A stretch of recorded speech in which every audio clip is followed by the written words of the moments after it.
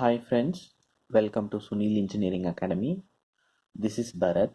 I am going to deal with mathematics session. Today we are going to see ratios and propositions. So what do you mean by ratios?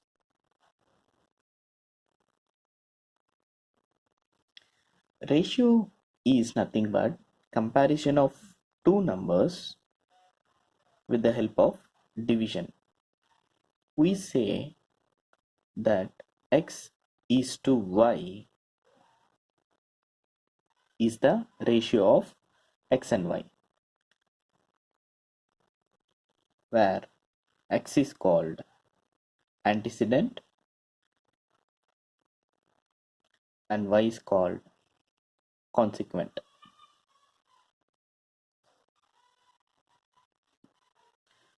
We also know that x is a numerator and y is called denominator.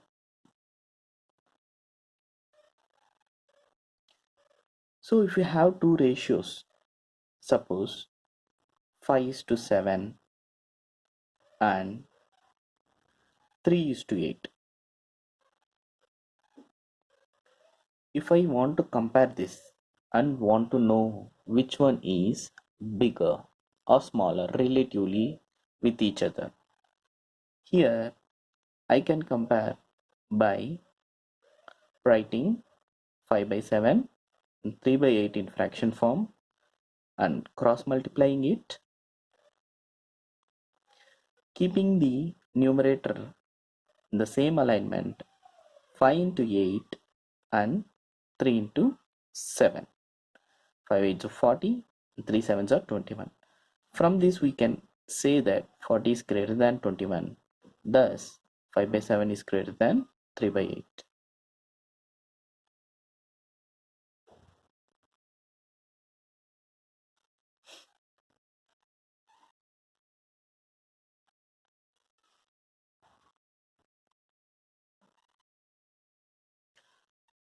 This is the case if two ratios are different.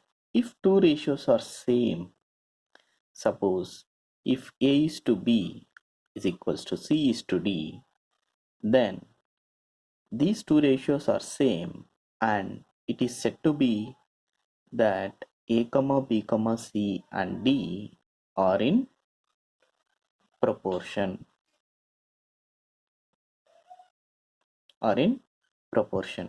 If A is to B is equals to C is to D, then the product of their extremes is equals to the product of means. That is, A into D is equals to B into C. If this condition is satisfied, then ABCD is said to be in proportion. Here A is called first proportion, B is called second proportion, C and D are respectively third and fourth proportions. If there are three numbers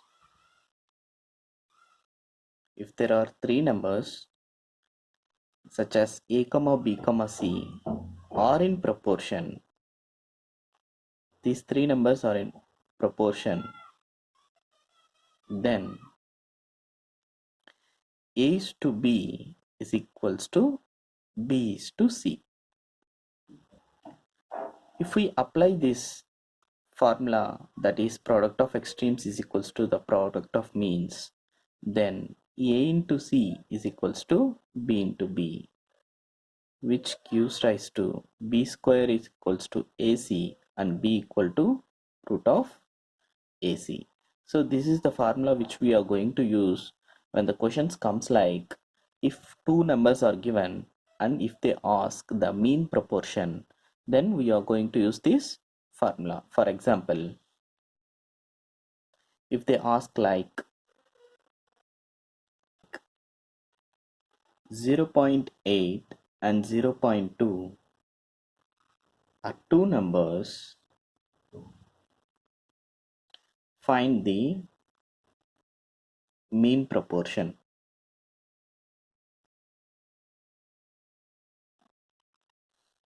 If the question comes like 0.8 and 0.2 are two numbers, find the mean proportion.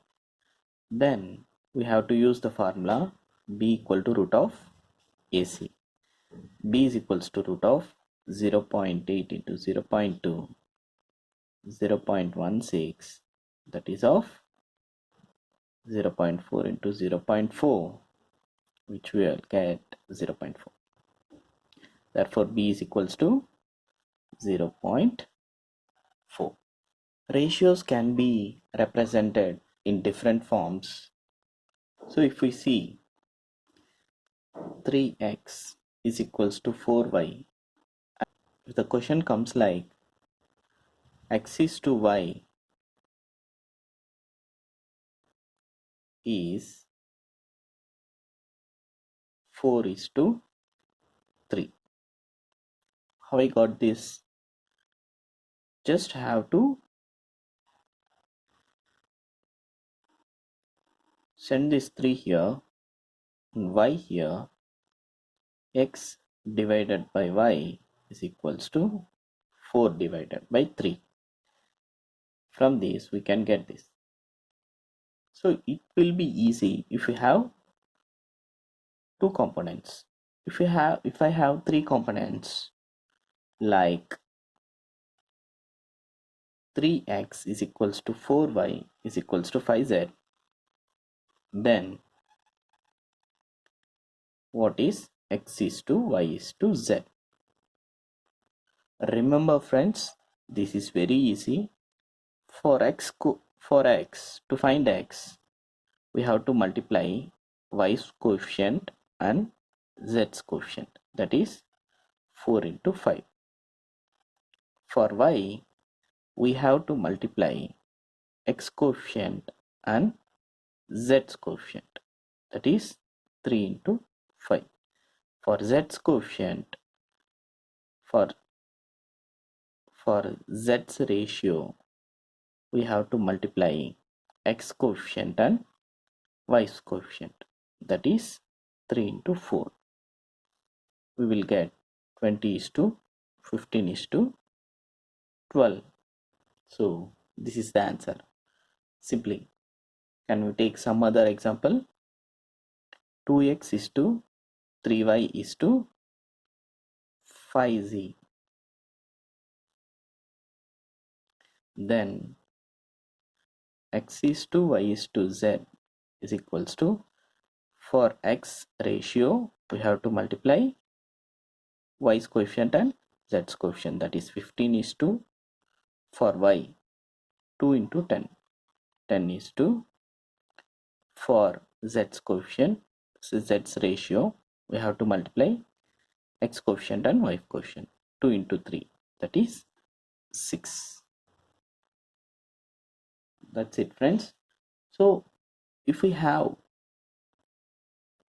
come across this question, x by 3, y by 4,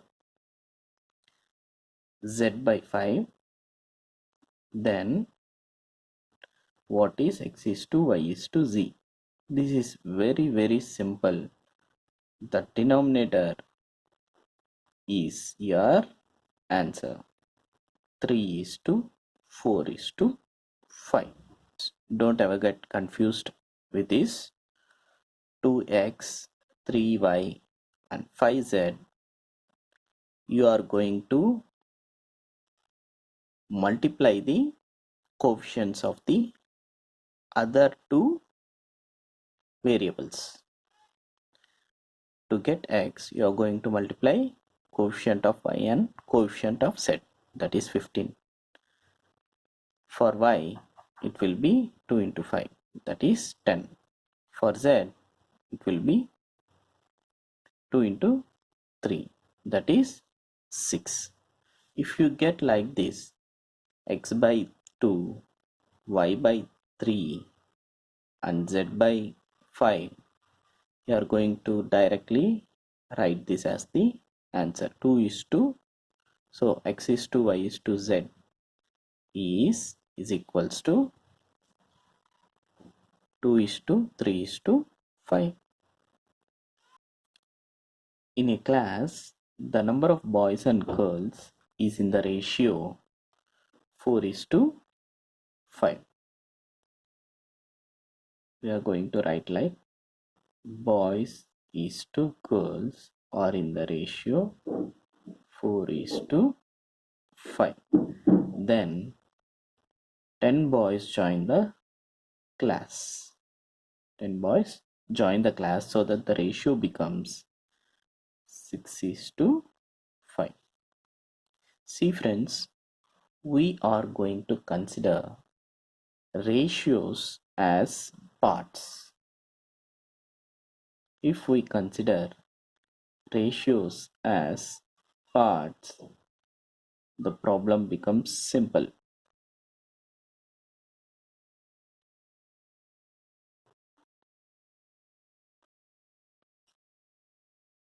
Problem becomes simple. If you see, there are 4 parts of boys for every 5 parts of girls, and then 10 boys join the class, then the ratio becomes 6 parts of boys to the 5 parts of girls. You can see here that the girls parts doesn't change, 5 parts, and there is no girls who have added or subtracted. Then here the same parts of girls exist. Here the change we can see in the parts of boys, that is from 4 parts it has increased to 6 parts, that is 2 parts. These 2 parts is equals to, or these 2 parts difference is caused due to the addition of 10 boys, that is 2 parts is equals to 10 boys or 10 people. 1 part is equals to 5. This is the answer that we are going to substitute here in this ratio. 4 parts, that is for 1 part, is equals to 5, and for girls the total number of girls is 5 into 5, that is 25 girls, and 4 into 5, that is 20 boys. This is the answer. So here funda is the ratio. If we consider the ratio as parts, the problem becomes simple. Property of equal ratio. This property of equal ratio in ratios and proportion says that if A by B is equals to C by D is equals to E by F is equals to G by H, then this is equals to A plus C plus E plus G, that is sum of the numerators divided by sum of the denominators. So for example, if we have question like if P by Q is equals to R by S is equals to T by U is equals to then 2 by 3, then find P plus R plus T by Q plus S plus U. What is the answer, friends? It is the same 2 by 3. So if this question comes in the competitive exams, these have repeated many times in many examinations. So within 3 seconds, you have to answer this question. Okay, friends. There is another question related to this property.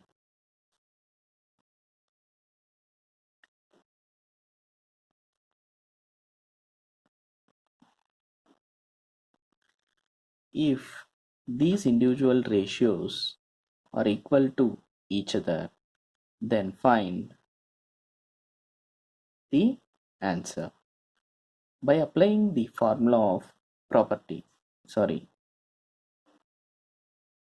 by applying the property of equal ratio, we can add the numerators divided by sum of the denominators.